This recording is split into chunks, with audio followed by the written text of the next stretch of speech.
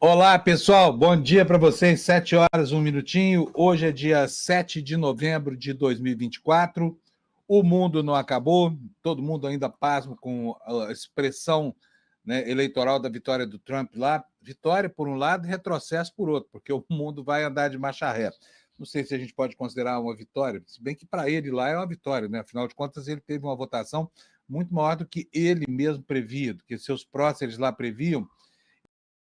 E está todo mundo agora querendo saber das consequências disso. Por quê? Porque o planeta não será o mesmo. Não que o Joe Biden seja essencialmente muito diferente, mas em alguns aspectos essas diferenças são marcantes. Por exemplo, do respeito às instituições da democracia americana. Na maneira como os Estados Unidos vão encarar aí, por exemplo, entendeu, os movimentos de esquerda no mundo, né? E a organização de direita visando eleições nacionais, como, por exemplo, a que acontece no Brasil em 2026 e que vai ocorrer sob a égide de Trump na presidência dos Estados Unidos. Enquanto isso, aqui dentro, os trumpistas brasileiros, né, representados aqui pela vertente mais assanhada do bolsonarismo, já começam a tecer conjecturas, a fazer alianças, coligações, pensando no futuro imediato, né? Imediato. O Bolsonaro está agindo mais uma vez como o guarda-costas da boate, não entendeu direito o que aconteceu. Ele acha que elegeram um patrão para mandar nos negócios brasileiros aqui e já está sob assim com a ajuda de argumentos muito toscos, né?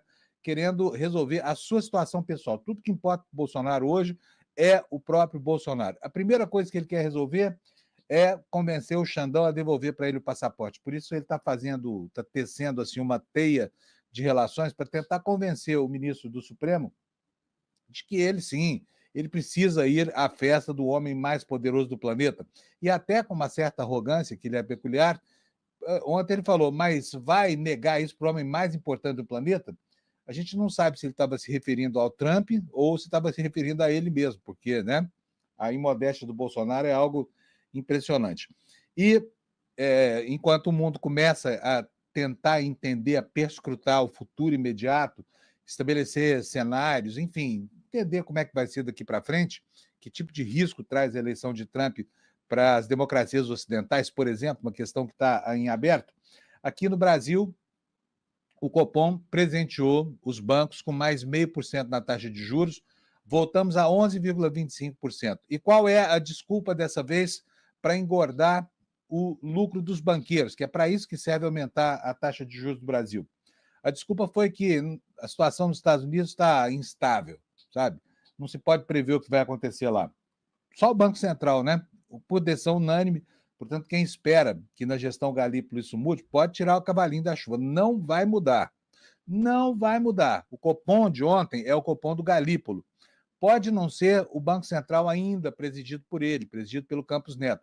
Mas o conjunto de diretores é exatamente a mesma coisa. Está lá para proteger o lucro de banqueiro e sempre que há uma justificativa qualquer, aumentam a taxa Selic. E aí os bancos depois aparecem 3, 4 meses depois com seus balanços poupudos, como foi o caso do Itaú Unibanco, né?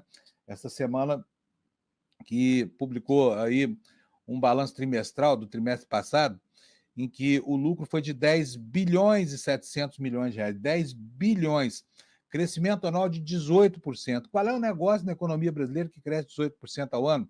Nem na China não há negócio com essa taxa de crescimento, mas os bancos brasileiros que dizem que nós odiamos os juros, mas estão engordando, né, o bolso lá com especulação de papéis do governo. Então, ganharam ontem mais 0,5% para especular, sob a justificativa, duas justificativas basicamente, inflação com perspectiva de alta, está em 4,6%, portanto está muito próxima do centro da meta, e a situação criada lá nos Estados Unidos.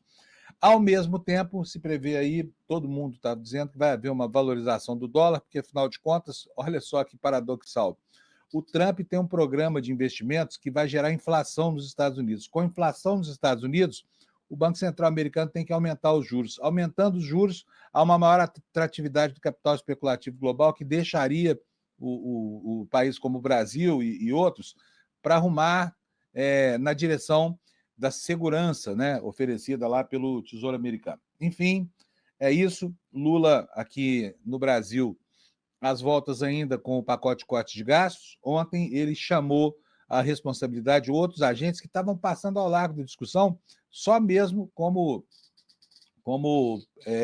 espectadores do processo, e espectadores bastante críticos. Ontem ele falou, mas qual é a contribuição dos deputados e dos senadores? Né? Afinal de contas, nós estamos chegando a 50 bilhões de reais esse ano só em emendas parlamentares. E vamos colocar na dança também o setor produtivo. Por quê? Porque muitos empresários brasileiros têm uma situação de privilégio fiscal, não pagam tanto imposto quanto poderiam, porque o governo lhe dá subsídios bilionários. Só a agricultura, por exemplo, são quase 60 bilhões de reais por ano. Por quê? Porque o agronegócio vem sempre com aquela justificativa. Mas nós produzimos alimentos para o mundo, né? Como se alguém comesse soja. Bem, esse argumento, acho até um argumento fraco para desqualificar essa coisa, mas não precisa dar subsídio para fazendeiro comprar caminhonetona, precisa? Vocês acham que precisa? Porque é isso, o cara que tem uma fazenda compra a caminhonetona, até o que não tem, basta ter uma inscrição de produtor rural, você vai lá no banco, você paga menos pela caminhonete do que paga um cidadão qualquer, né?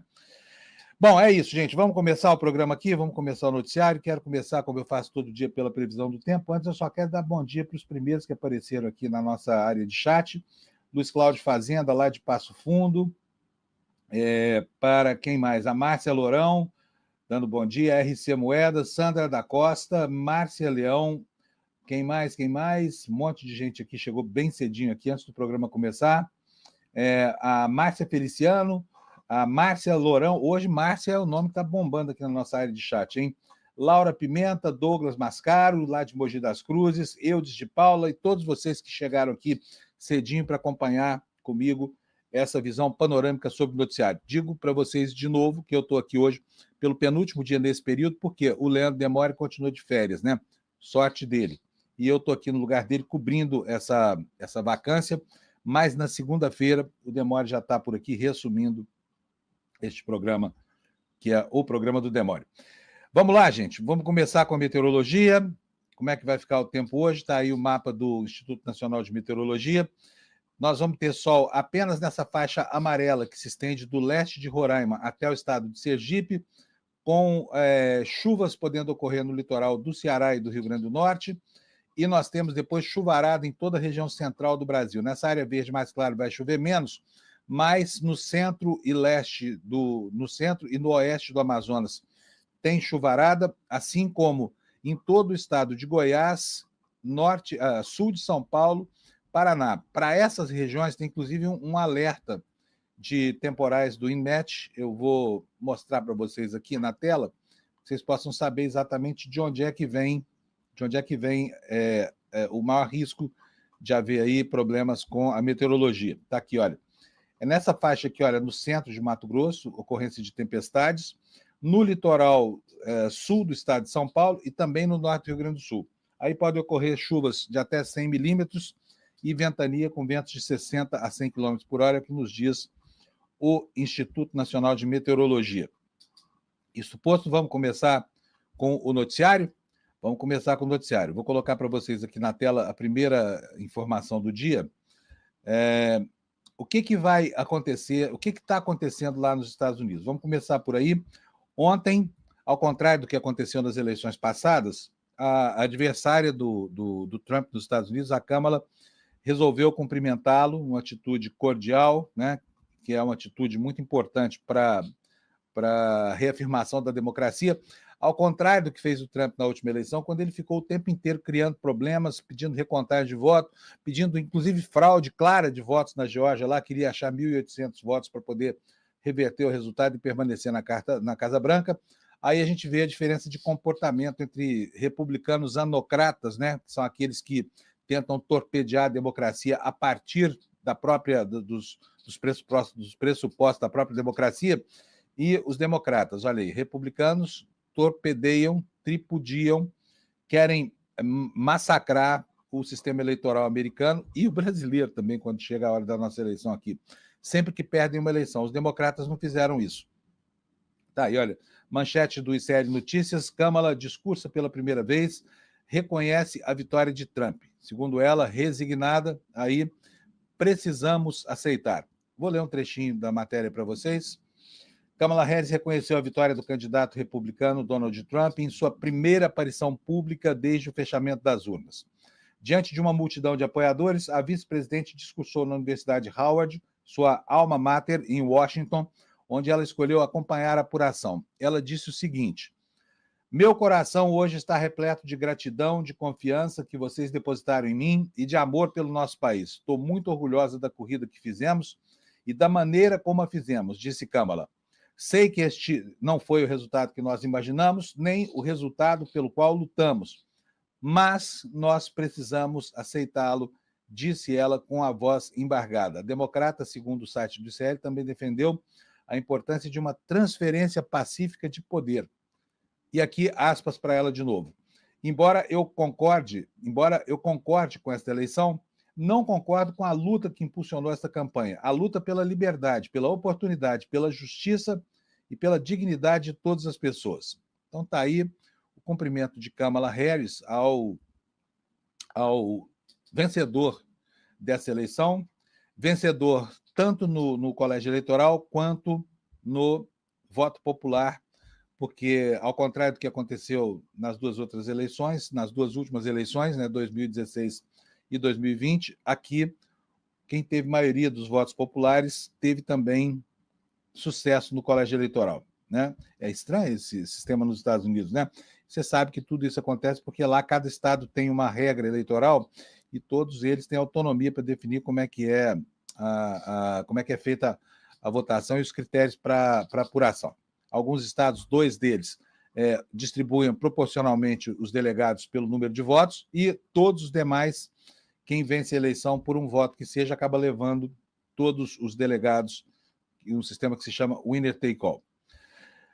Bem, gente, na tela aí para vocês, olha, o que o mundo está discutindo hoje? O mundo está discutindo as razões que levaram o eleitor americano a dar essa vitória ao Trump. Infelizmente, a vitória é inquestionável. Mas o que é que leva um povo que tem o maior nível de conforto material, que tem excelentes instituições de ensino, que tem um Estado que preza pela laicidade, o que leva esse povo a depositar o voto na urna, especialmente as minorias massacradas pelo Trump? O que leva essa gente toda a votar em um candidato que promete acabar com aquilo que muitas vezes é a causa da vida dessa gente? Estou falando aqui, por exemplo, do racismo explícito do Trump, né? Ele é um sujeito, vocês se lembram do episódio lá de Springfield, aquela cidadezinha lá em Ohio, onde ele disse que a população haitiana, ou seja, os negros que estavam lá na cidade como imigrantes, estavam comendo os cachorros e os gatos. Lá isso virou assunto até de gozação internacional. O Fantástico da Globo fez uma matéria muito bacana sobre o que aconteceu nessa cidadezinha, despertando uma onda de ódio contra os haitianos lá. Haitianos que foram, né, como quase todos os imigrantes americanos, foram até lá, pautados pela vontade de ter alguma chance na vida, já que lá no país deles o desemprego é de mais de 80%, o analfabetismo é quase total, e não existe nenhuma chance para ninguém de, né, ascender socialmente, ou sequer de atender minimamente às suas necessidades metabólicas. Então eles vão para lá, e é incrível, porque os imigrantes americanos, e a gente viu isso principalmente na Flórida e no Texas, eles, na medida em que eles ganham o direito à cidadania americana, eles passam a se sentir como se americanos fossem.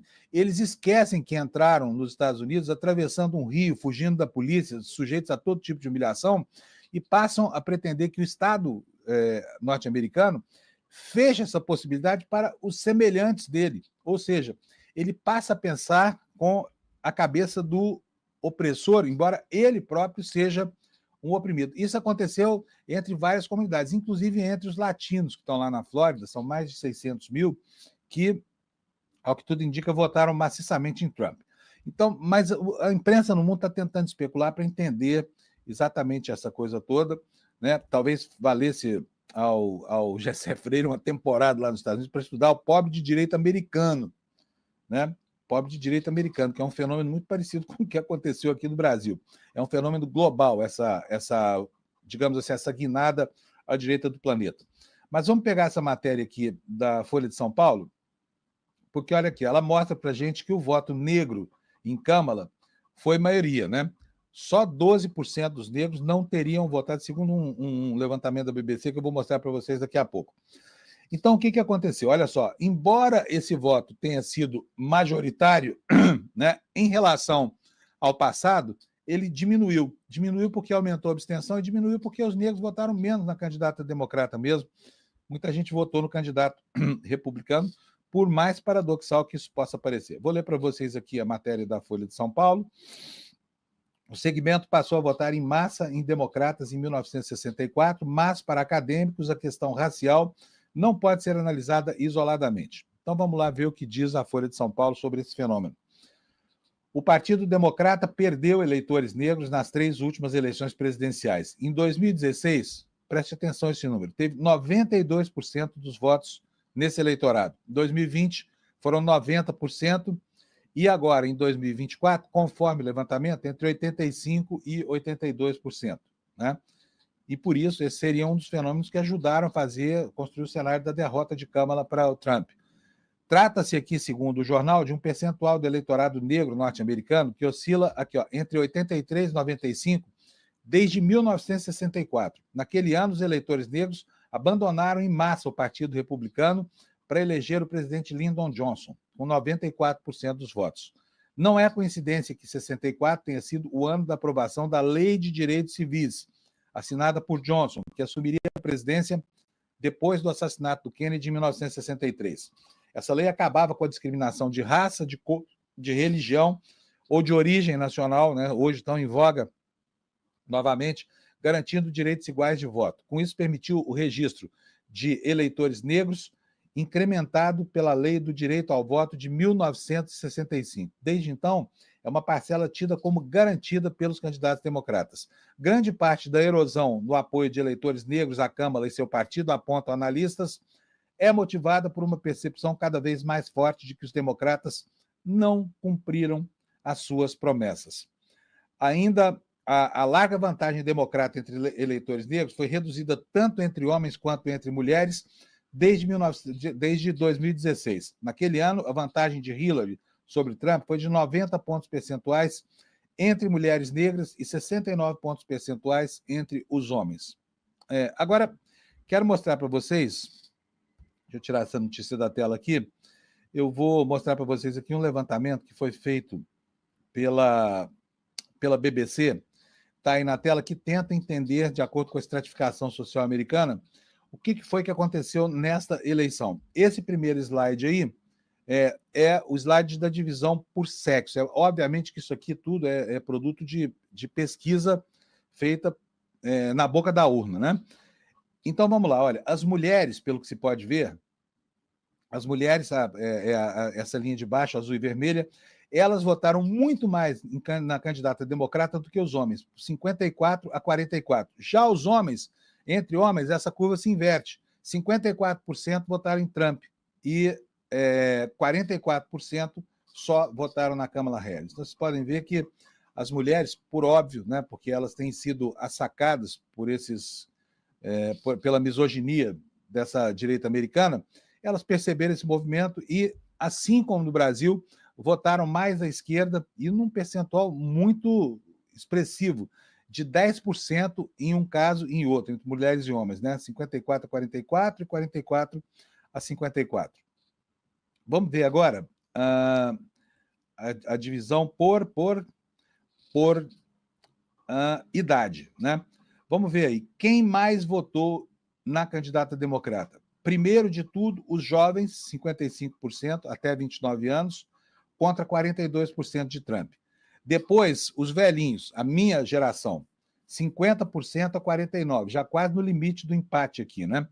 E as faixas intermediárias, olha só, pessoal que tem entre 30 e 44 anos votou mais na Câmara do que no Trump, e o pessoal de 45 a 64 votou muito mais no Trump do que na Kamala Harris. Vamos ver agora o perfil racial do voto americano. Os brancos votaram 55% em Trump e 43% na candidata democrata.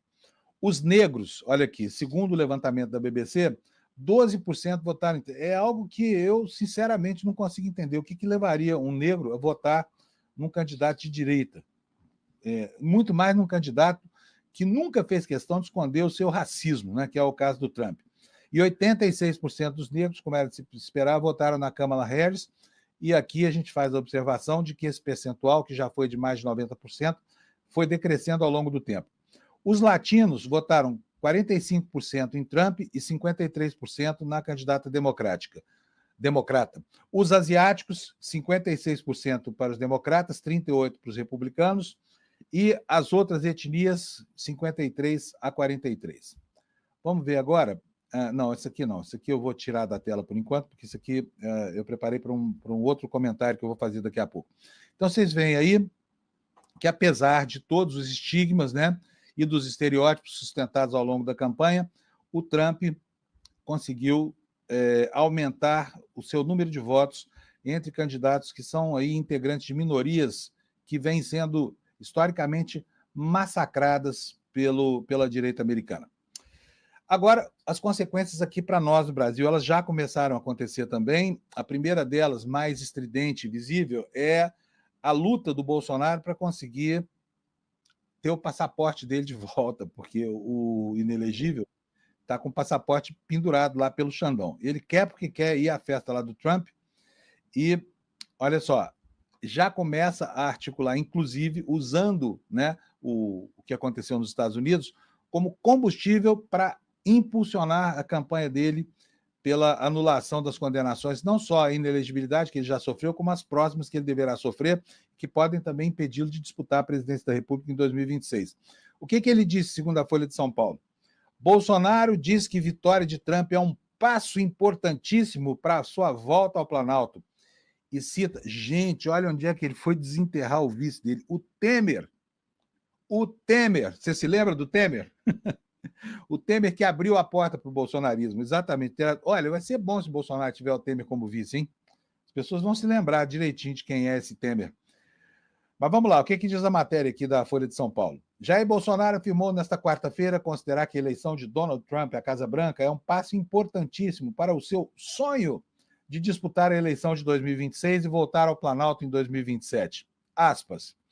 É igual a uma caminhada de 1000 passos. Você tem que dar o primeiro passo, depois tem que dar o 10º. E o Trump é um passo importantíssimo, disse à Folha o ex-presidente, para quem o republicano representará um recado de que a sua inelegibilidade seria uma armação para tirá-lo da disputa. Bolsonaro foi condenado no ano passado pelo TSE por abuso do poder político e econômico e uso indevido dos meios de comunicação, sob a acusação de difundir mentiras sobre o processo eleitoral naquela famosa reunião com embaixadores e de utilizar eleitoralmente o evento de comemoração do bicentenário da independência. E ele ainda é alvo de outras investigações, entre elas aquela que apura a tentativa de golpe no Brasil. Então, Bolsonaro está aqui, já está todo inquieto, né? Atrás enfim, desse pretexto de que, não, agora nós temos aí o Trump lá nos Estados Unidos, o nosso patrão, o nosso chefe, ele é meu amigo, ele não gosta de viver nessa situação, vocês têm que entender que o Brasil não pode continuar me punindo só porque eu usei os meios de comunicação, promovi uma reunião de embaixadores que não deveria ter um erro de menor importância, e porque eu quero disputar as eleições de 2026. É o que passa pela cabeça do nosso inelegível Jair Messias Bolsonaro. E a primeira coisa que ele quer, eu já falei aqui, você sabe, é o passaporte de volta. Ele está mordido porque o passaporte dele está lá preso pelo Xandão e agora começou já uma campanha. Aqui, inclusive, você pode entender por que a menção do Temer como vice. Por quê? Quem foi que nomeou o senhor Alexandre de Moraes para aquela vaga no Supremo? Né? Foi Temer. Foi ele quem fez todo o esforço para que o Alexandre de Moraes se tornasse ministro. Mas os esforços agora, até agora, para que o Bolsonaro conseguisse concessões do Xandão via influência de Temer, redundaram em fracassos absolutos. Não houve, a gente não viu isso. Será que nós vamos ver agora essa devolução do passaporte? Duvido. Em todo caso, vamos aqui para o que está nos jornais. Bolsonaro irá pedir ao Supremo para ir à posse de Trump. Vai falar não para o cara mais poderoso do mundo? Eu acho que, no caso dele, o cara mais poderoso do mundo é o Alexandre de Moraes, entendeu? Não é o Trump, não. Em todo caso, vamos ver o que quer aqui o Bolsonaro. O ex-presidente Jair Bolsonaro afirmou nesta quarta que pedirá ao ministro do Supremo, Alexandre de Moraes, autorização para ir à posse de Donald Trump no dia 20 de janeiro, lá nos States. Em entrevista à Folha, o ex-presidente disse que já teve 3 pedidos de viagem internacional negados por Moraes, o último deles para ir à casa de Trump, em Mar-a-Lago, na Flórida, onde o republicano recebeu convidados para acompanhar a apuração nesta terça. Ele não foi, mas o filho dele estava lá, o Eduardo, né? Aspas aqui para o Bolsonaro. Se o Trump me convidar, eu vou peticionar ao TSE, ao STF. Agora, com todo respeito, o homem mais forte do mundo, você acha que ele vai convidar o Lula? Talvez protocolarmente, disse o Bolsonaro. Quem vai convidar do Brasil? Talvez só eu. Ele, Alexandre de Moraes, vai falar não para o cara mais poderoso do mundo? Eu sou ex. O cara vai arranjar uma encrenca por causa do ex? Perguntou aqui o Bolsonaro. O jornal Folha de São Paulo diz que Bolsonaro está com o passaporte retido, proibido de deixar o país devido às investigações das tentativas de golpe ocorridas durante a reta final do seu governo em 2022. E, como eu disse, um dos filhos dele, o deputado Eduardo Bolsonaro, esteve em Mar-a-Lago lá nesta terça-feira. Aí o Bolsonaro fala o seguinte: vou peticionar ao Alexandre, ele decide. O Eduardo tem uma amizade enorme com ele, Trump. Tanto é que de 85 convidados, ele foi e botou mais 2 para dentro. O Gilson Machado, vocês viram ele aqui ontem no banheiro lá de Mar-a-Lago, né? Que foi ministro do Bolsonaro, e o filho do Gilson. Ele me tem como uma pessoa de quem ele gosta. É como você se apaixonar por alguém de graça, né? Essa paixão veio da forma como eu tratava ele, sabendo o meu lugar. Sabendo o meu lugar é uma expressão bem de sabujo, não? Fala sério, mano. Eu sei o meu lugar, eu sei me colocar. Eu só falo quando eu sou instado a falar. Eu só digo quando eu sou obrigado a dizer, quando alguém me permite. É um sujeito muito disciplinado, esse filho do Bolsonaro. Bom, vamos ver como é que está se processando essa investida do Bolsonaro para tentar obter o passaporte. Até porque isso virou uma novela nacional, né, gente? Quem vai detalhar para a gente é a Bela Megali, do jornal O Globo, porque eu já vou colocar na tela aqui, a coluna dela está aqui, olha, Bela Megali, a nova investida de Bolsonaro para recuperar o passaporte e a posse de Trump. Como é que é isso? Aliados do ex-presidente buscarão diretamente o ministro Alexandre de Moraes para tentar convencê-lo a liberar o documento para que o capitão compareça à posse de Trump no dia 20 de janeiro. Bolsonaro, inclusive, deu o aval a contatos diretos com o ex-presidente Michel Temer para fazer a ponte com Moraes. A avaliação do entorno do ex-presidente é que, com a vitória de Trump, o ministro poderia usar o episódio para fazer um gesto ao presidente eleito dos Estados Unidos. Agora, é um raciocínio, francamente. Vocês acham, sinceramente, que seria considerado um aceno ao Trump, um ato de boa vontade, a liberação do passaporte do Bolsonaro para que ele fosse à festa do Trump? Esse seria um gesto que transformaria o Alexandre de Moraes numa pessoa mais palatável para o governo Trump? Ontem, os bolsominions estavam falando, inclusive, que o Trump tentaria impedir, eventualmente, alguma ida do ministro Alexandre de Moraes aos Estados Unidos. Não se sabe de onde a gente tira isso, né? Não se sabe. Mas, enfim, é o que eles pensam e se expressam dessa forma, e isso está aqui, né?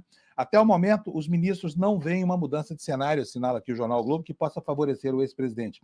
Magistrados avaliam que a corte é independente, soberana, e não creem que Alexandre de Moraes buscará fazer gestos a Trump, porque não cabe mesmo, né? Não tem sentido nenhum. O ministro tem sinalizado aos auxiliares que nada muda com a eleição do Bolsonaro. Bom, se o Globo dá a estratégia, o UOL já dá o resultado. O resultado vai ser uma frustração para o Bolsonaro. Matéria da Carolina Brígido, que você vai ver já aí na sua tela, assim que eu conseguir subir para você, está aqui. Bolsonaro deve ouvir um não do STF se pedir aval para ir aos Estados Unidos por Trump, para ver o Trump. O que diz a Carol Brígido? Apesar de Jair Bolsonaro ter comemorado no X o ressurgimento do verdadeiro guerreiro, é pouco provável que o ex-presidente compareça à posse de Donald Trump na Casa Branca. Por decisão do Supremo, o passaporte do Bolsonaro está confiscado, portanto, ele não pode deixar o país. Essa decisão, como se sabe, foi tomada pelo ministro Alexandre de Moraes e confirmada por unanimidade pela primeira turma do tribunal no dia 22 de outubro. É pouco provável, portanto, que haja uma reversão desse entendimento a curto prazo. A retenção do passaporte e a proibição de comunicação com outros investigados foram medidas adotadas durante a investigação que apura a suposta tentativa de golpe de Estado por parte de Bolsonaro e também dos seus aliados. Para Moraes, a proibir o ex-presidente se ausentar no Brasil é necessário diante... Desculpa aqui, vou ler de novo para vocês porque ficou ruim. Para Moraes, proibir o ex-presidente se ausentar do Brasil é necessário diante do avanço das investigações da Polícia Federal no caso. Então é isso, ou seja, Bolsonaro vai ficar morrendo de vontade, mas não deve obter autorização para ir nessa festa.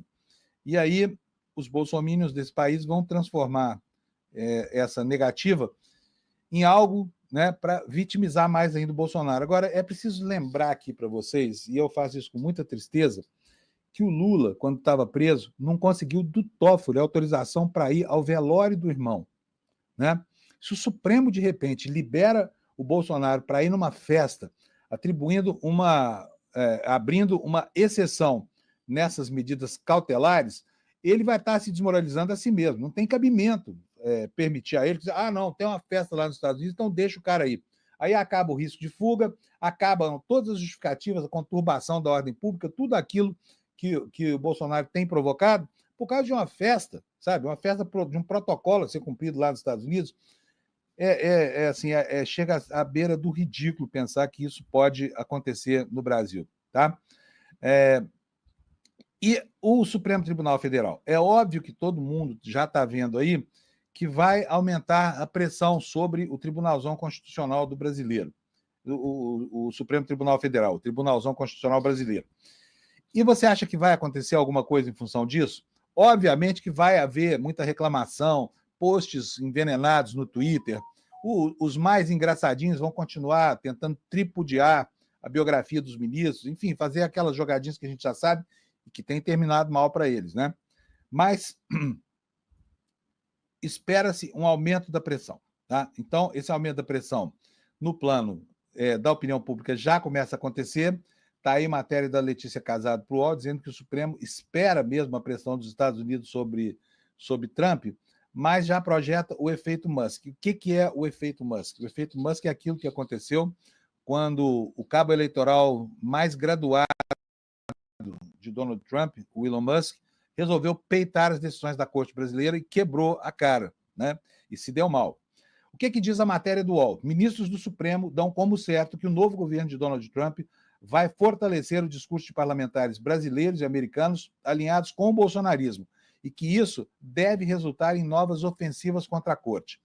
Casos que envolvam o ex-presidente Jair Bolsonaro, os ataques do 8 de janeiro ou mesmo ações sobre pautas de costumes devem ficar no foco dos apoiadores desses líderes e o tribunal precisará se defender.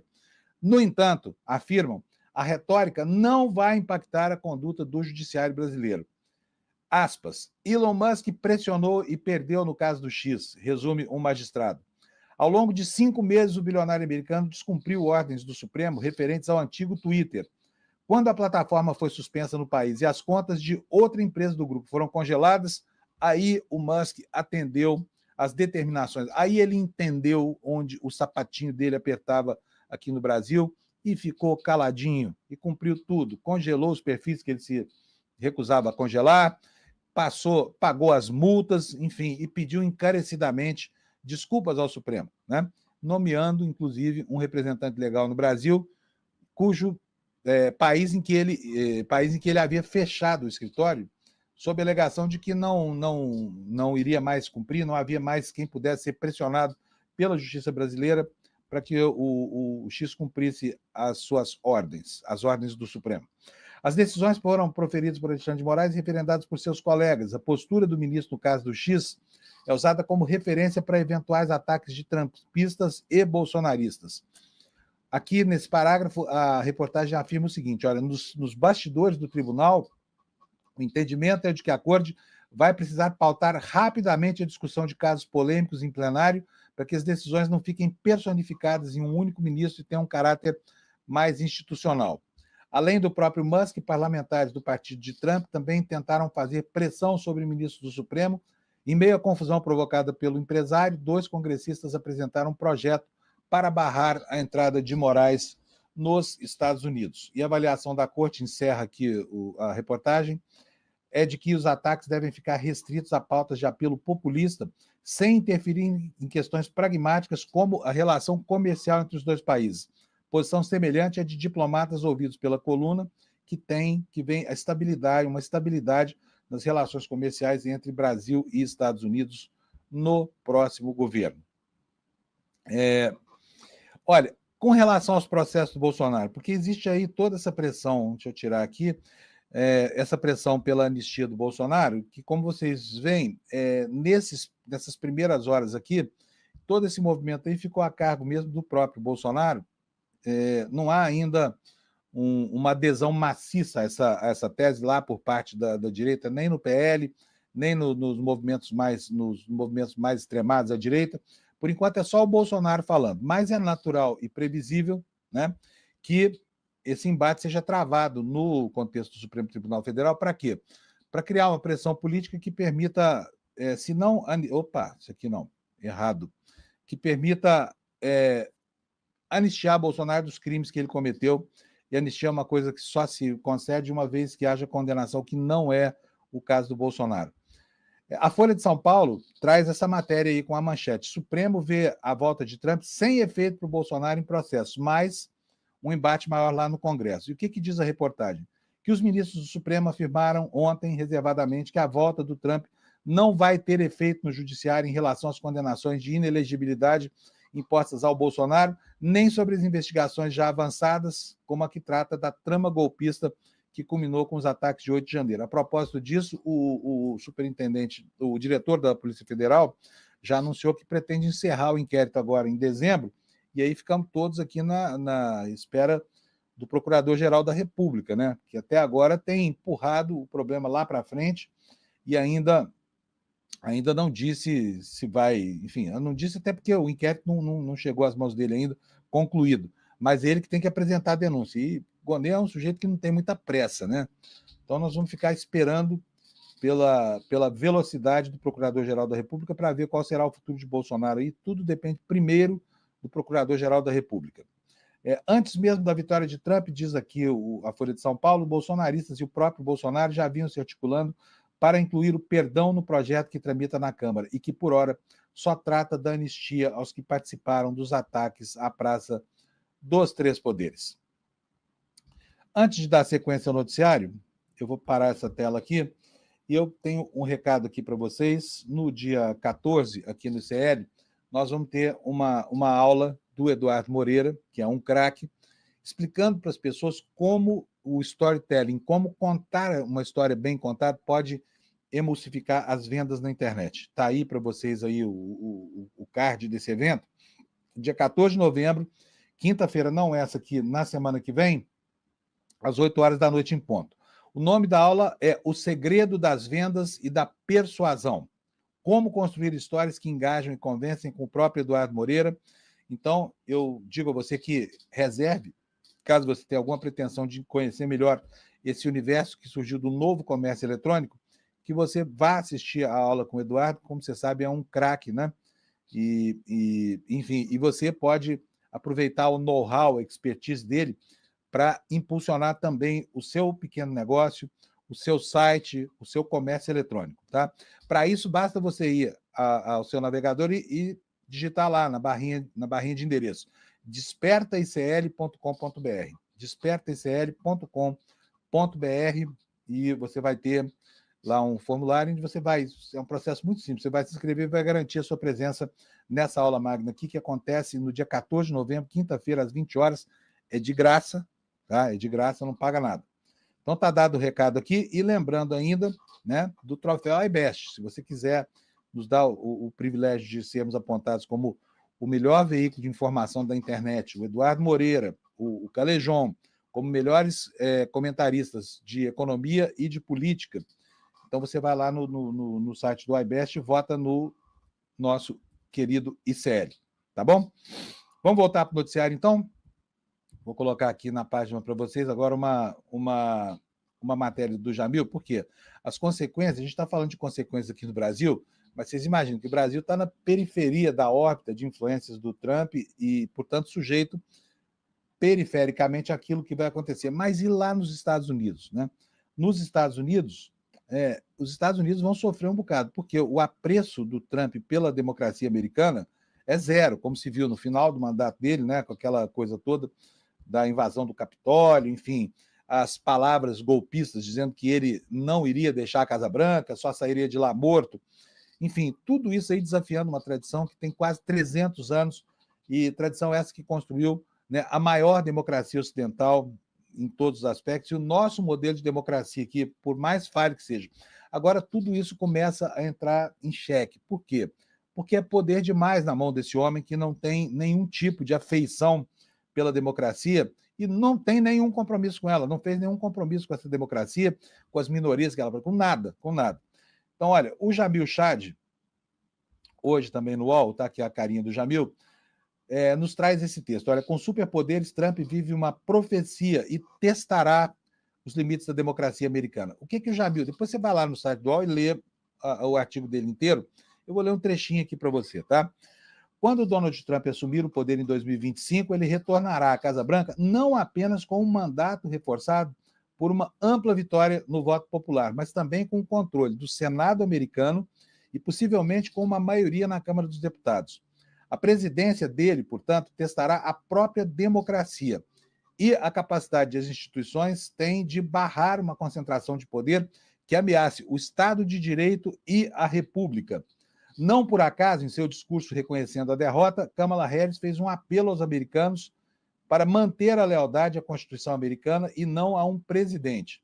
Acusado de ser fascista por parte dos democratas, Trump alertou que poderia usar as Forças Armadas contra manifestantes e que lutaria contra o inimigo de dentro, num recado dado a dissidentes americanos. Depois você vai lá no UOL, confere o restante da matéria do Jamil. Eu só quero dizer para vocês que o Trump fez promessas absolutamente estapafúrdias assim, com relação ao comportamento que terá, visando, por exemplo, os imigrantes. Né? Prometeu deportar 11 milhões de imigrantes. E aí fica a pergunta, mas quem é que vai fazer o trabalho que eles fazem? Nos subempregos domésticos, nas fábricas onde eles são contratados para funções desumanas que os próprios americanos não aceitam. Como é que vai ficar a consequência econômica desse expurgo que ele pretende fazer, reforçando, inclusive, a fronteira com militares americanos? Quer dizer, ele está equiparando a situação das fronteiras a uma situação de guerra e criando, inclusive, mais campos de concentração no seu país. Eu falei campos de concentração, campos de imigrantes, né? Onde famílias são separadas. Vocês se lembram do espetáculo terrível que foi aquela separação de pais e filhos na fronteira dos Estados Unidos? Enfim, isso tudo ele pretende reeditar, né? Existe uma conta nos Estados Unidos que para processar a expulsão, para levar a efeito a expulsão de cada 1.000 imigrantes, de cada 1 milhão de imigrantes, serão gastos 88 bilhões de dólares. É dinheiro para burro. Então, isso terá reflexo na economia. Como é que os Estados Unidos vão se virar sem as empregadas domésticas? Como é que sem os motoristas de táxi? Né? Quem é que vai assumir as funções que os americanos rejeitam? Porque são funções, muitas vezes, que exigem sacrifício humano muito grande, que pagam remunerações muito baixas para os padrões deles lá. Então, isso tudo não tem resposta ainda. Mas vai ser uma pena ver essa democracia americana cedendo aos impulsos racistas e enfim, de todas as perversões desse sujeito para encarcerar em campos de concentração gente que foi para os Estados Unidos porque em seus países não tinha a menor perspectiva de vida. Né? Vai ser muito triste ver a população haitiana de Springfield, como eu falei no comecinho do programa, sendo expulsa de lá pretensamente porque come gatos e cachorros, que é uma mentira rematada, inventada só para nutrir essa campanha. Tá? Agora, as incertezas não dizem respeito apenas aos refugiados, elas também estão colocadas no plano da geopolítica global e principalmente dos organismos multilaterais que tentam transformar o cenário mundial, o cenário global, em algo mais palatável. Né? E nós teremos logo uma reunião do G20. Essa reunião é uma reunião que vai acontecer, ela vai acontecer sob a égide da incerteza, e eu vou pegar aqui para vocês uma reportagem da Agência Brasil, que dá bem o clima na preparação para essa próxima reunião do G20. Quer ver só? Vou colocar aqui na tela para você ver e ler junto comigo. Entra aí, matéria. Está aí o post da Agência Brasil. Eleição de Trump traz incertezas para o G20, dizem especialistas.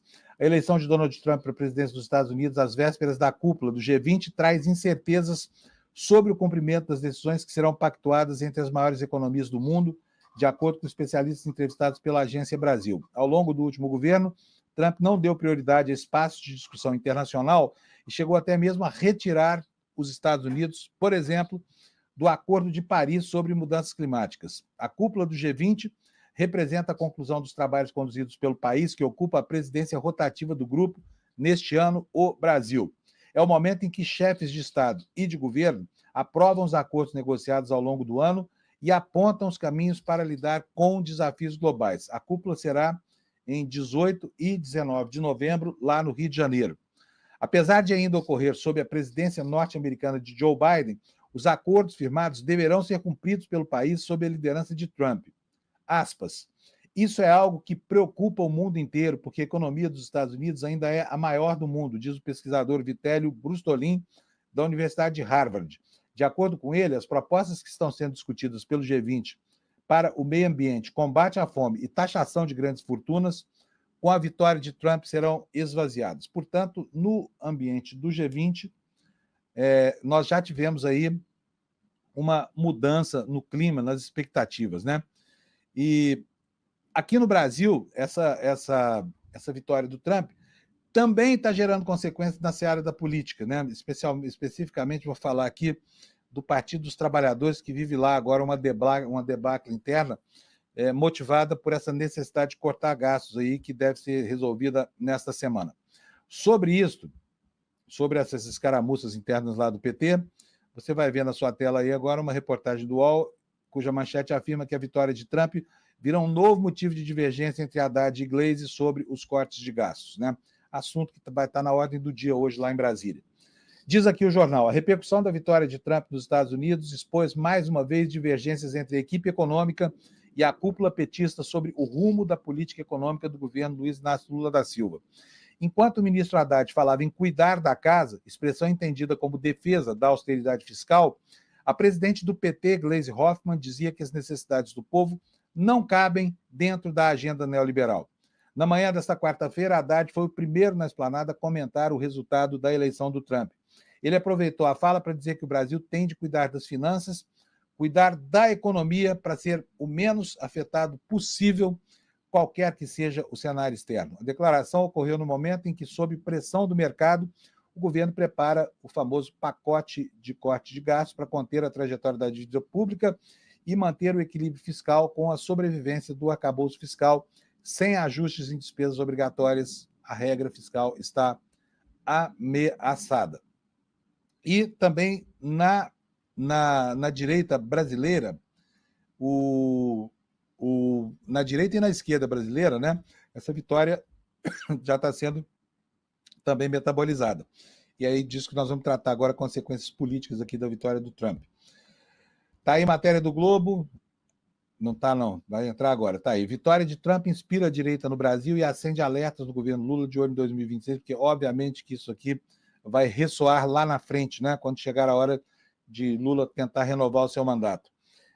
O que diz o jornal o Globo sobre isso? Guardadas as peculiaridades de cada país, a vitória de Trump nos Estados Unidos deu recados ao presidente Lula, provável candidato à reeleição, e animou a extrema-direita brasileira, que demonstrou uma euforia com o triunfo trumpista. No cerne do alerta a Lula está a necessidade de melhorar a percepção das pessoas sobre a economia, que não acompanha o bom desempenho do governo em indicadores macroeconômicos, assim como ocorreu com a gestão de Joe Biden, da qual a derrotada Kamala Harris era vice. Ou seja, o que o Globo está dizendo aqui?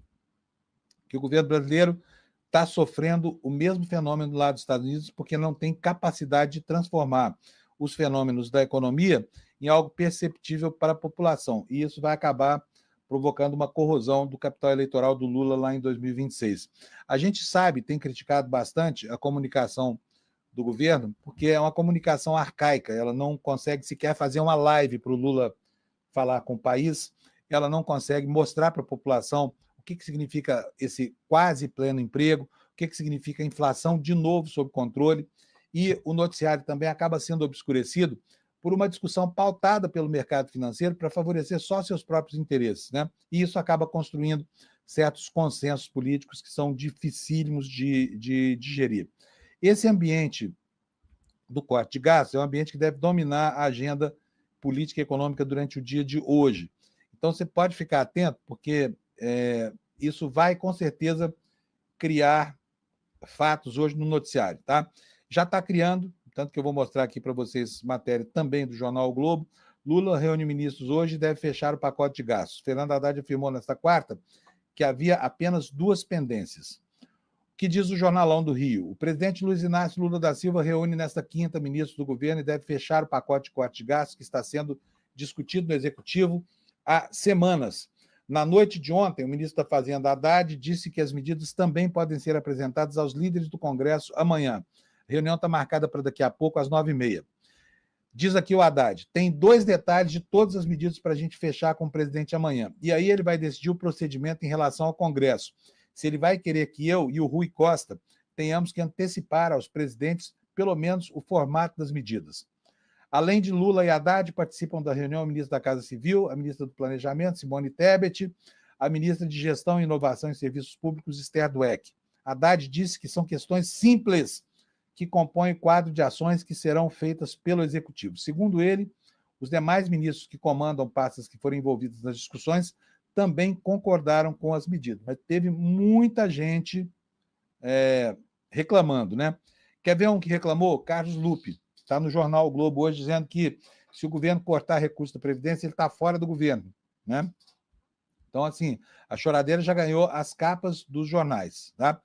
E o Lula ontem botou um limite nessa história toda. Ele ontem parabenizou o Trump, né, de esperar que a relação seja uma relação produtiva, e falou o seguinte, tudo bem, beleza, mas qual é a contribuição para esses cortes das emendas parlamentares, ou seja, dos deputados e senadores, né, porque só aí são 50 bilhões, e do setor produtivo da economia brasileira, muito bem aquinhoado, com políticas de incentivo fiscal que drenam uma fortuna do que o brasileiro paga em impostos. Eu vou voltar aqui para a tela com um slide que eu fiz aqui, só para você entender essa história toda.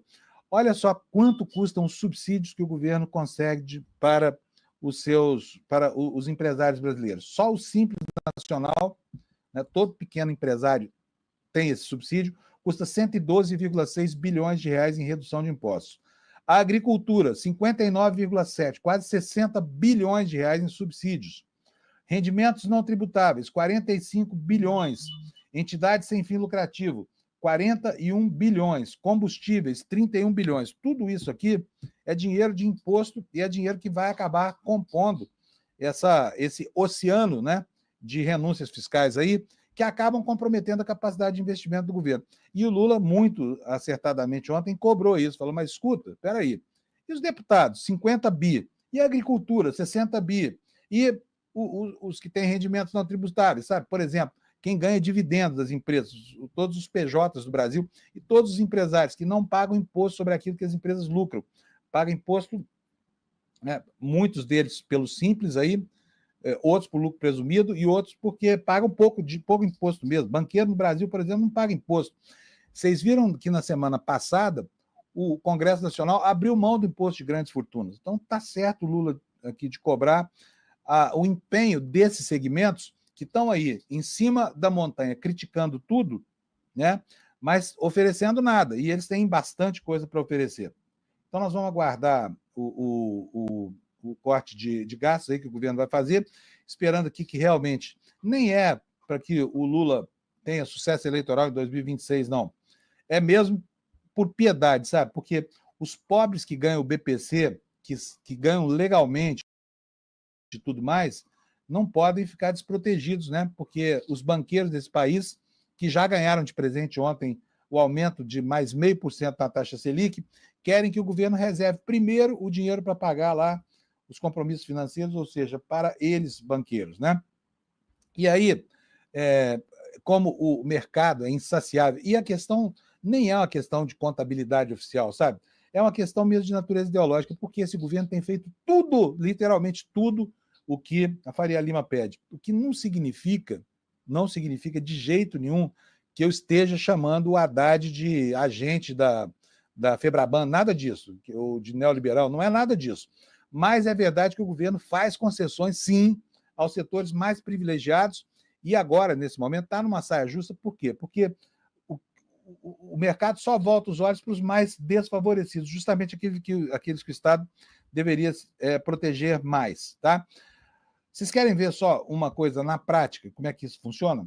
Vou mostrar para vocês aqui. Então, eu tenho um tempinho aqui ainda, vou mostrar para vocês aqui, porque esse é o choro. Tá? Isso aqui ajuda a compor o ambiente da opinião pública. Vocês vão ver aí, olha, matéria do G1, rombo da Previdência aumenta quase 20% em setembro, em meio à pressão por corte de gastos.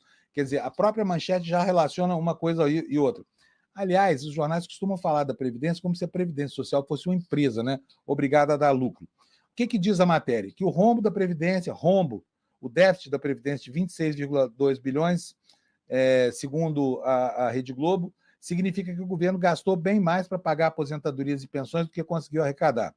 Com o resultado de setembro, o déficit da Previdência do ano acelerou, ficou quase 25% maior do que no mesmo mês do ano passado, que foi de 21,9 bilhões. Então, aqui está relacionado um fenômeno pontual, que é justamente o déficit em setembro. Provavelmente isso muda no mês que vem, deve ter mudado no mês passado, porque existe uma sazonalidade, e aí isso acaba sendo usado como justificativa para a necessidade premente, né, de tirar dos mais vulneráveis para entregar no bolso lá dos banqueiros. Né? Bom, olha só, nós temos também aqui uma pressão política do governo, né, atuando lá no Congresso Nacional.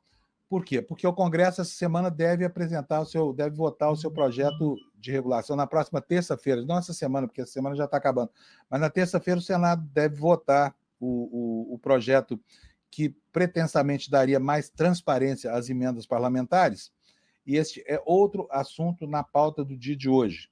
Né? Provavelmente vai ser a última notícia que eu vou dar aqui, porque já estou em ciminha da hora aqui. Então, vai aqui, botar na tela rapidamente para vocês. Também no G1, projeto de emendas, o governo tenta incluir no texto aval para bloquear repasses. O Senado pode votar na próxima terça. O líder do governo no Congresso, senador Randolfo Rodrigues, informou nesta quarta que o Planalto vai tentar mudar o conteúdo do projeto que prevê novas regras para o pagamento das emendas parlamentares. Ele disse que a votação na casa deve acontecer na terça 12.